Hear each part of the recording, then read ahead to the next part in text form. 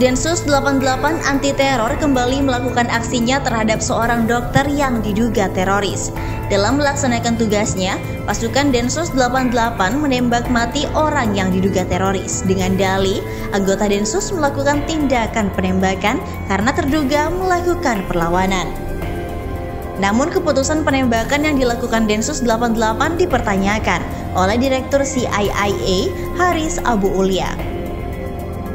Dilansir dari terkini.id Jakarta, Dr. Sunardi digerebek tim detasemen khusus atau Densus 88 anti teror saat pulang dari tempatnya bekerja pada Rabu 8 Maret 2022 malam.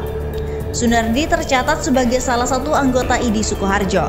Ia tertembak di bagian punggung dan meninggal seketika. Versi polisi, almarhum berupaya menyerang petugas yang menggerebeknya dengan menabrakkan mobil yang ia kemudikan. Kami sangat prihatin dengan adanya kejadian ini. Kami mengucapkan belasungkawa karena ada sejawat yang meninggal dunia. Kepada keluarga kami mengucapkan turut berduka cita yang sedalam-dalamnya. Ini bukan masalah profesi, ini kasus hukum yang masih harus dibuktikan. Kita kedepankan asas praduga tidak bersalah, ujar Ketua ID Sukoharjo Dr. Arif Budi Satria. Jenazah Dr. Sunardi tiba di rumah duka pada Kamis sore 10 Maret 2022.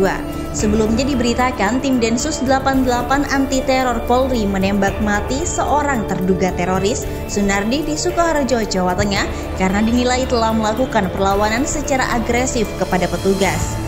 Kepala Biro Penerangan Masyarakat atau Karopenmas Divisi Humas Polri Brigjen Pol Ahmad Ramadan menyebut bahwa Dr. Sunardi melakukan penyerangan terhadap aparat dengan menabrakkan mobilnya ke arah petugas.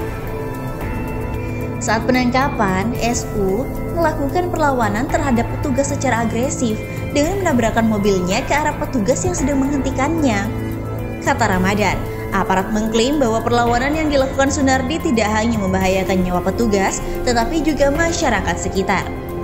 Tindakan tegas terukur mengenai di punggung atas dan bagian pinggul kanan bawah. Kata Ramadan, usai terjadinya penembakan, petugas membawa Sunardi ke Rumah Sakit Bayangkara Polresta Surakarta untuk penanganan medis. Namun yang bersangkutan dinyatakan meninggal dunia saat dievakuasi. Insiden penembakan oleh Densus 88 ini dinilai tidak sepatutnya terjadi. Banyak dari warganet yang turut menanggapi. Menuntut keadilan untuk Dr. Sunardi. Silakan Tuan tentukan hukuman karena hukum milik Tuan. Namun di mana rasa kemanusiaan ketika mengadili pejuang kemanusiaan di jalanan? Tulis Dr. Eva Sridiana Caniago di akun Twitternya. BNPT dan Densus 88 hanya berani tangkap terduga teroris karena tidak ada yang bersenjata sehingga tidak ada perlawanan. Tapi kalau hadapi teroris KKB Papua nyalinya ciut. Tulis akun @muslim_anti-PKI2. Terduga teroris ditembak mati, terdakwa korupsi disimpan rapi, indahnya negeriku. Tulis akun @notbos. Sementara itu, diberitakan secara terpisah oleh Demokrasi.id, tewasnya seorang dokter di Sukoharjo, Jawa Tengah di tangan Densus 88 dinilai sebagai bentuk extrajudicial killing atau pembunuhan di luar proses hukum. Polisi mengklaim tindakan penembakan itu merupakan tindakan tegas dan terukur di lapangan. Kasus ini menambah panjang daftar terduga teroris yang tewas saat penangkapan dan masuk ke kategori extrajudicial killing, ungkap Direktur CIA Haris Abu Ulia dalam keterangan tertulisnya pada Kamis 10 Maret 2022. Haris menambahkan dalam 10 tahun terakhir lebih dari 150-an orang tewas di tangan Densus 88 dengan kategori extrajudicial killing. Pengamat terorisme itu menegaskan sesuai amanat undang-undang, penanganan kasus terorisme adalah ditangkap, dilumpuhkan, dan dibawa ke meja pengadilan. Biarkan pengadilan yang memutuskan hukuman terbaik atas setiap tindakan pidana seseorang. Kalau baru terduga tapi sudah tewas, bagaimana konsistensi terhadap criminal justice system? Tanya dia.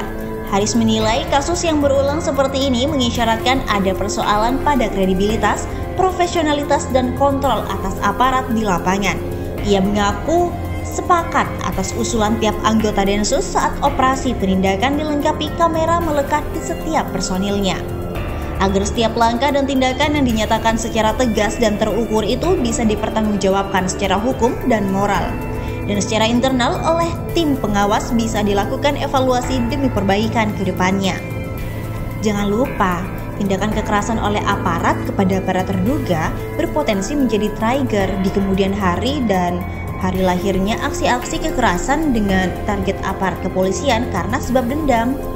Kata dia, menurut Haris, terorisme harus diberantas tapi tidak boleh mengabaikan hak-hak dasar setiap manusia.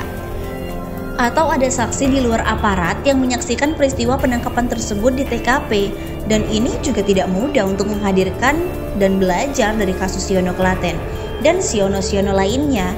Keluarga terduga yang tewas ketika menuntut keadilan seringkali terantuk jalan buntu, ungkap dia. Haris mengaku khawatir masyarakat akan menilai seolah label teroris atau terduga teroris atau terkait terorisme adalah sertifikat halal bagi aparat untuk memperlakukan seseorang dengan tindakan apapun. Jika ini terjadi, maka sangat memprihatinkan, pungkasnya.